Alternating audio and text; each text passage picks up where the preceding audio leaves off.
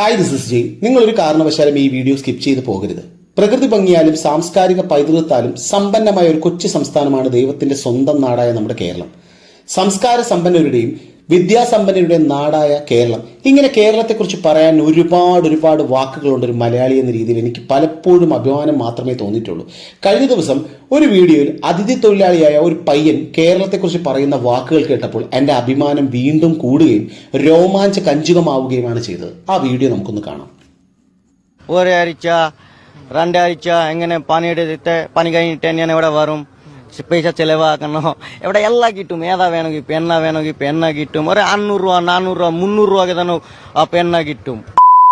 പെണ്ണ അതോ കിട്ടും. ഈ പെണ്ണുങ്ങളൊക്കെ എവിടുന്നാ വരുന്നത്?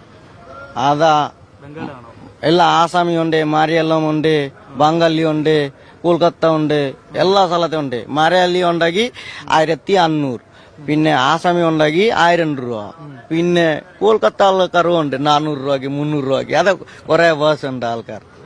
മലയാളിക്കാണ് ഡിമാൻഡ് കൂടുതൽ. മലയാളം അതിന്റെ ഡിമാൻഡ് കൂടുതൽ. എനിക്ക് പറയണ പേടിയില്ല, അതിനെ ഡയറക്റ്റായിട്ട് പറയും. മലയാളം അതിന് 2000 രൂപ 2500 മേടിക്കും. ഞാൻ പോയിട്ടുണ്ട്. അതിന്റെ എനിക്ക് അതാ നല്ലത്തെ അറിയോ. അതൊക്കെ ഏത് ലോഡ്ജിലൊക്കെ ഇതൊക്കെ നടക്കുന്നത്? റോസ് ഉണ്ട്, റൂം ഉണ്ട്. ഏതാ ലോസിൽ പോവാക്കി കിട്ടും, റൂം കിട്ടും. ആധാർ കാർഡ് കൊടുത്താൽ മതി. എന്തോന്നടേ കേൾക്കുന്നതെല്ലാം. ഈ വീഡിയോ ഏതെല്ലാം നാട്ടുകാരും ഏതെല്ലാം രാജ്യക്കാരും കാണുമെന്ന് നിങ്ങൾ ചിന്തിച്ചിട്ടുണ്ടോ?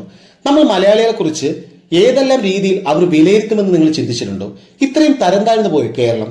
പിന്നെ ഈ വീഡിയോ കണ്ടിട്ട് ഇപ്പോൾ ഭരിക്കുന്ന ഇവർ കാരണമാണ് ഇങ്ങനെയെന്നും, അല്ലെങ്കിൽ മറ്റവർ 10 വർഷം ഭരിച്ചത് കൊണ്ടാണ് ഇങ്ങനെയെന്നും ആരും പറയാൻ വരണ്ട. അന്യനാട്ടിൽ നിന്നും ഇവിടെ ജീവിക്കാൻ വന്ന കണ്ട അതിഥി തൊഴിലാളി വരെ നമ്മളെങ്ങനെ ആക്ഷേപിച്ചു തുടങ്ങിയെങ്കിൽ കേരളമേ സൂക്ഷിച്ചോ, ഈ യാത്ര നല്ലതിനല്ല. എന്നാലും കണ്ട ബംഗാളി വരെ